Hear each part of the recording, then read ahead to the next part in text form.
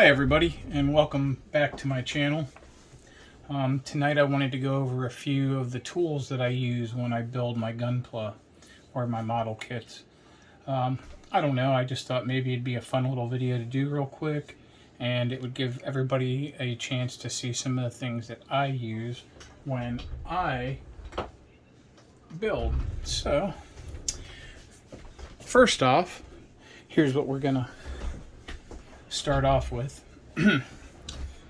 Things that I use, always want to have a good parts separator or a decent one. This one here came from USA Gundam. It's what it says on it. It comes in real handy if you put something together and I guess you need to take it back apart, which I have to do a lot of times. This here is a pair of cheap nippers. I don't know if you can see these here. These nippers here, they're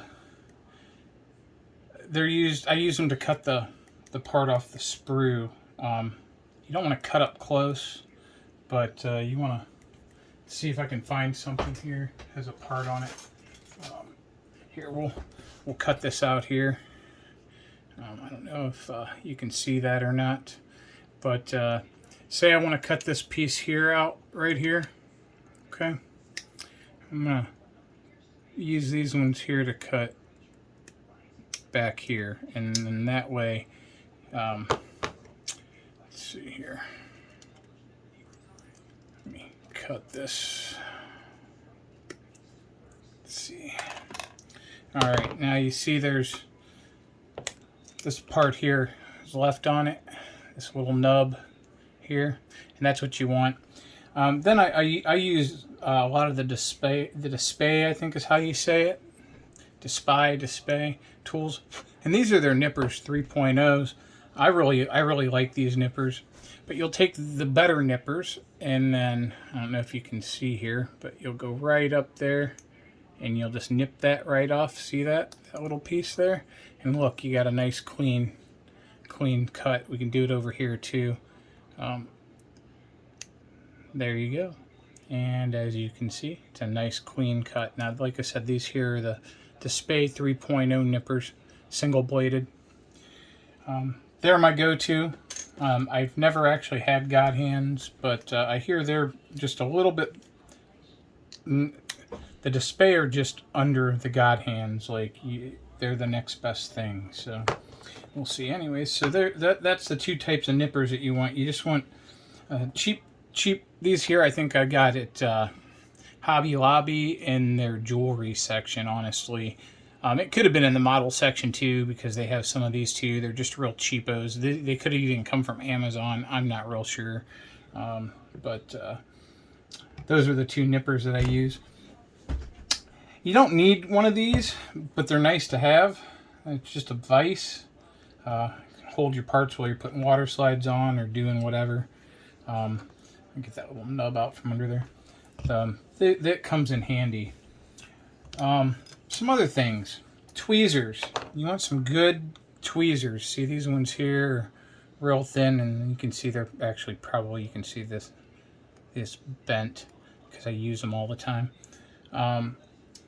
Straight pair and an angled pair. I use these ones here, the two most that I use.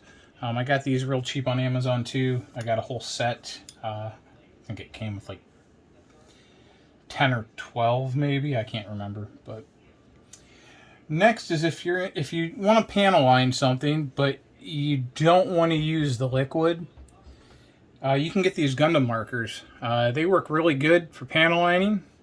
They're pretty easy to clean up too. I just use a little rubbing alcohol usually, and it cleans them up. Good hobby knife. This is the Display hobby knife. As you see, it's got a little bit different of a point on it than the regular X-Acto knife, which I have one of those also here. X-Acto knife. You see the difference in the blades here. So I don't know if that's good or not. But I use I use the X-Acto knife a lot too. Actually, I used it until I got the Display knife. Another thing it's good to have are a couple Sharpie markers. These here are both ultra fine points. I've used these for panel lining also. They also clean up with rubbing alcohol. But mostly, like, if you cut some parts off, or you have a part that falls off one of your sprues before you build, you can take this and go on the back side of the part, and you can just write like the part number on it. Let's see, like, I don't know, say this here is B10. You can just write B10 on it, and then you know what number that part is, and just make sure you don't lose that part. Usually I take a little piece of tape and I tape it down to back to the sprue. I'm really funny when it comes to sanding. I don't use anything other than a 400 grit sanding stick. This is an Infinity, or an Infini, however you say it. 400 grit sanding stick. I paint almost every one of my kits ends up getting painted eventually. So I don't really worry about it. I use a lot of Gaia paint, and the Gaia Surfacer tends to fill in anything that would be left behind by the 400 grit. I have others. You can use whatever you want. There's also these flat. They're also called they're called sanding sticks. These are called sanding sponges. I apologize. I think, or sanding sponge stick. But anyways, I have a couple sets of both of these. In fact, I have extra of the 400 because I use it for like everything. But if you want to get a good finish and you're not going to paint a kit, you're going to want to get these here too, and the same in this, so you get some of the higher grits like 600 and 800 and 1000, stuff like that. That way you can get a really nice smooth surface. I know I showed this on my first Gundam video, and that's the Display scribing tools. These are some of the scribing bits. This is also a panel liner here, by the way. It's Display. I got it. It wasn't too expensive. I tried to use it with some silver enamel I thinned out to do some silver lines on a candy paint job, and it just didn't work for me. So I'm not sure what I did wrong. Maybe we'll address that with some of the actual panel liner later. But anyways, moving on to the next things. What else? So we've done all this. These here are little droppers. They come in real handy. I use them for water slides. I also use it for paint sometimes if I'm mixing my paint, and I don't want to pre-mix an entire bottle of paint. I do have some Born paints that are already thinned out, like the Born Clear that I use. It's already thinned, so I don't add thinner, so I want to use it straight from the bottle, and this here makes it great to use. A good airbrush. This here is a Mr. Hobby PS289. I believe it's a 0.3 needle. It's one of the best airbrushes I've ever had. I had some master airbrushes and an Iwata, and this is the one that I like the best out of all of them. This has all sorts of fancy stuff. It has a little valve here so you can adjust the air coming out to and back here and all that. And, you know, the removable cap, and, you know. I have a cheapo air compressor. It's not the best. It's just doesn't even have a tank on it. It runs a lot. I do need to upgrade that soon. But I got it off of Amazon in a kit. It cost me, I think, $120. I got some acrylic paints with it too, things like that. So, you know, you can, if you want to get into painting, it's not that expensive to start getting into. Really, if you got a couple extra $100 laying around, or you don't want to buy 2 or 3 master grade kits or some high grades or something for a month, and save that money and put it towards an airbrush set, you can get an okay airbrush set with a compressor off of Amazon, which is really nice. So now this here is something that I got and I haven't tried it yet. I'm going to try it when I start building the Strike Freedom here. It's to stand your runners up in, like this. So I thought that was kind of neat. I probably need a second one and a third one, but I figured I'd try it out and see how I liked it and if it worked okay for me. I build right off of the runners. I don't cut all my parts out ahead of time. It's too hard for me to figure out what goes where that way, and I get lost sometimes.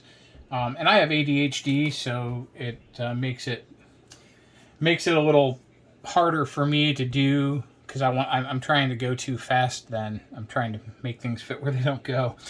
You want some Q-tips and some different kinds. These are just some regular old Q-tips here. This one here is one I got out of a 3-pack. It had some different styles in it, and I liked it. This here also came in that 3-pack. It has 2 of those heads on it like that. This flat one here comes in real handy though for when you're doing water slides. It really does. Q-tips is always a good thing to have around. Also, let me grab it over here and I will show you.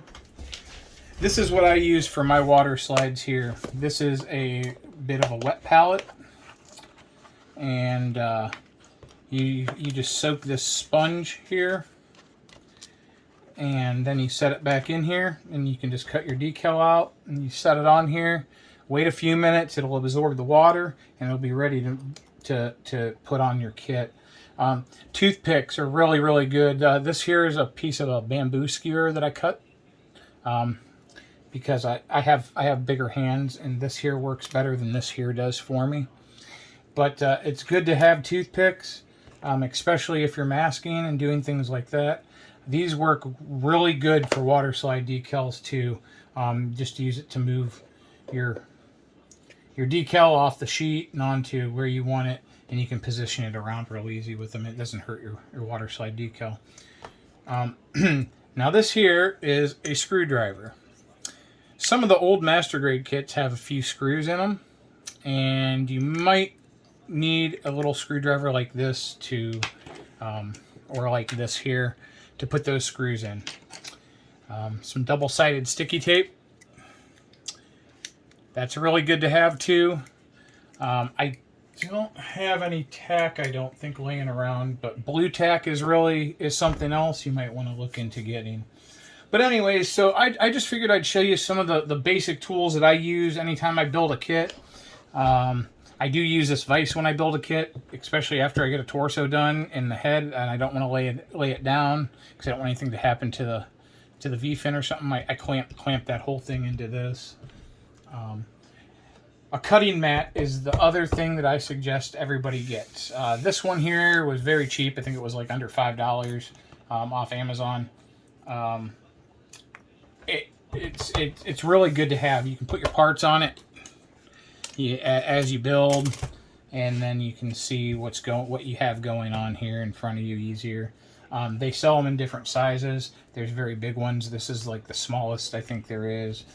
This here is good for when I build over here. I'm actually at my computer desk at the moment doing this, but I like to build here and watch things on my computer sometimes. So that's why this is over here right now.